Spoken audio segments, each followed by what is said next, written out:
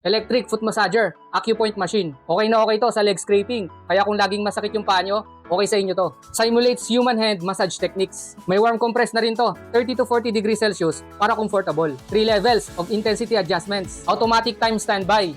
Built-in overheat protection with 15-minute timer. One-click start operation, kaya madaling gamitin.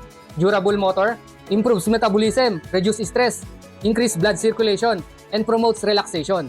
Check out na mga lods!